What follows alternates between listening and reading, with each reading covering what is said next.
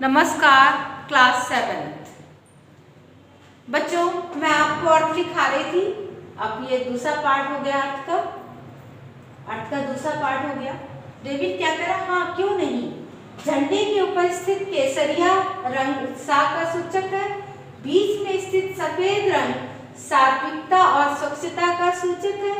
नीचे स्थित हरा रंग पृथ्वी की सुंदरता का और उर्वरता का सूचक है। ठीक है। अब क्या कहते हैं डेविड के बाद? तेजिंदर।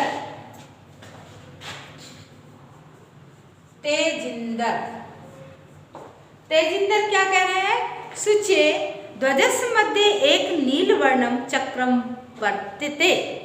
शुचि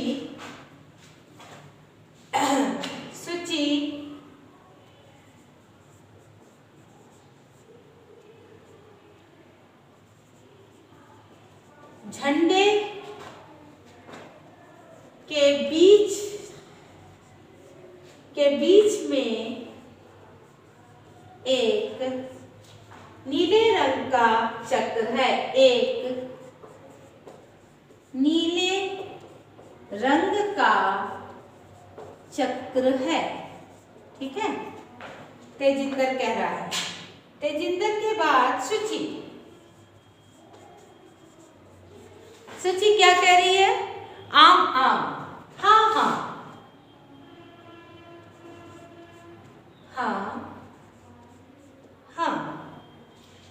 इसे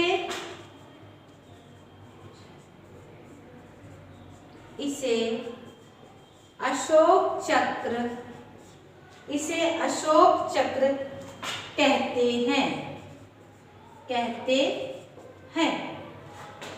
ये प्रगति और न्याय का प्रवर्तक है। ये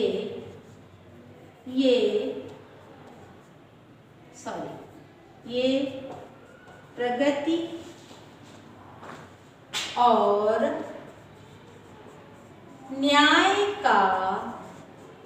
और न्याय का प्रवर्तक है। सारनाथ में अशोक स्तंभ है। सारनाथ में अशोक स्तंभ है।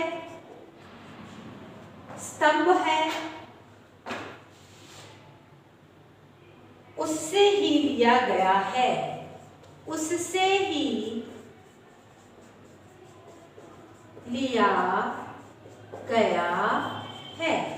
ठीक है। ये देख लीजिए। सूची झंडे के बीच में एक नीले रंग का चक्र है।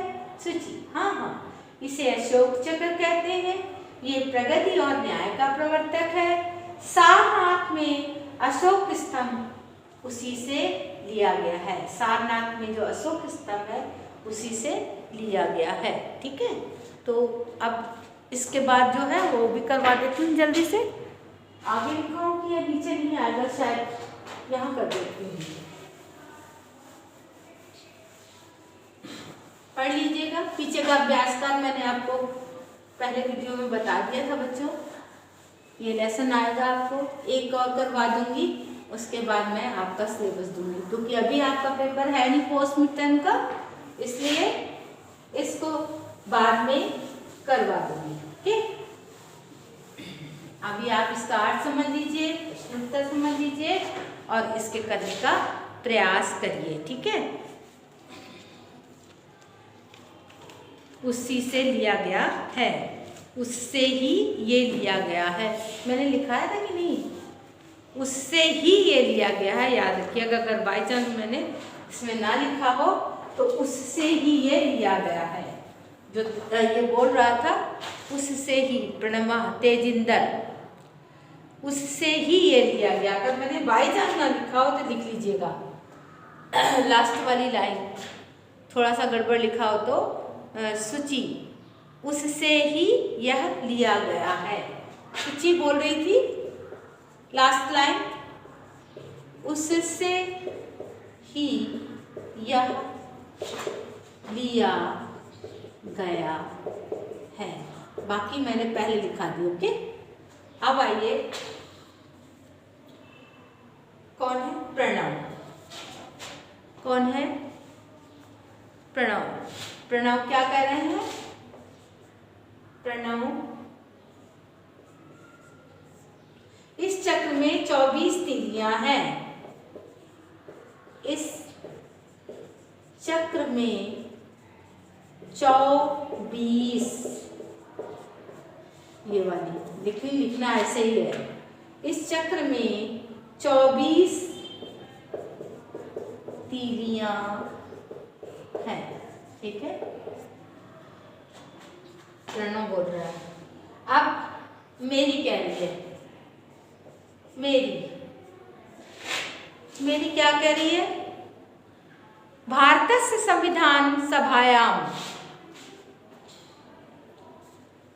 मेरी कह रही है भारतीय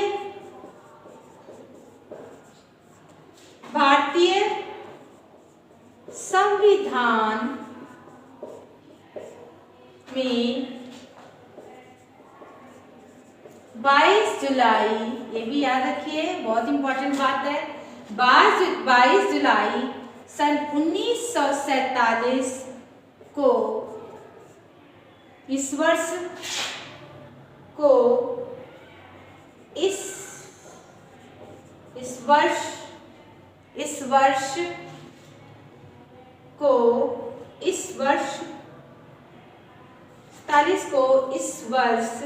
समग्रता से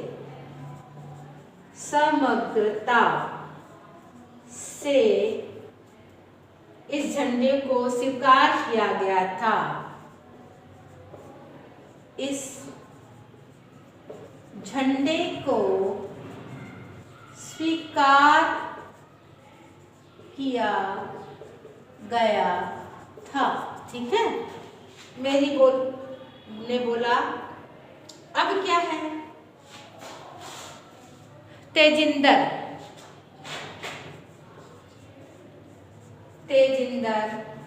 क्या कह रहा है? हमारा झंडा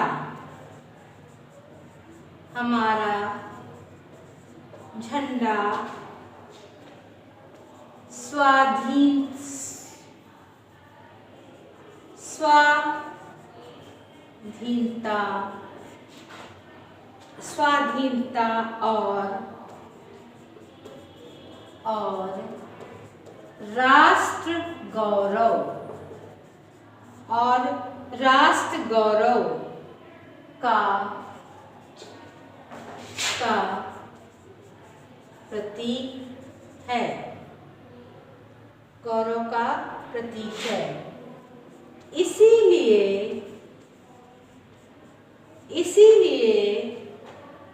ही स्वतंत्रता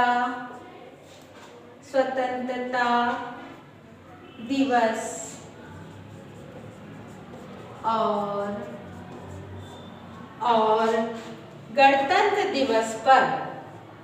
और गणतंत्र दिवस पर इस झंडे को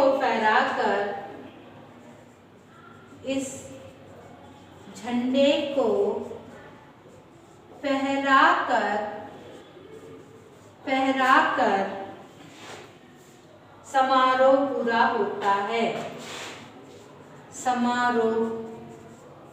पूरा होता है। ठीक है, फिर क्या है? तिरंगे झंडे की जय हो, भारत की जय हो। ठीक है, तिरंगे झंडे की जय हो, भारत की जय हो।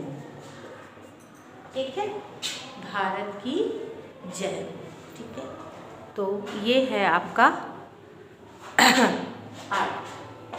मेरी भारतीय संविधान में 22 जुलाई सन 1947 को इस वर्ष समग्रता से इस झंडे को स्वीकार किया गया है। 47 को इसको स्वीकार किया। तेजिंदर, हमारा झंडा स्वाधीनता और राष्ट्र गौरव का प्रतीक है, इसीलिए ही स्वतंत्रता दिवस और गणतंत्र दिवस पर इस झंडे को फहराकर समारोह पूरा होता है।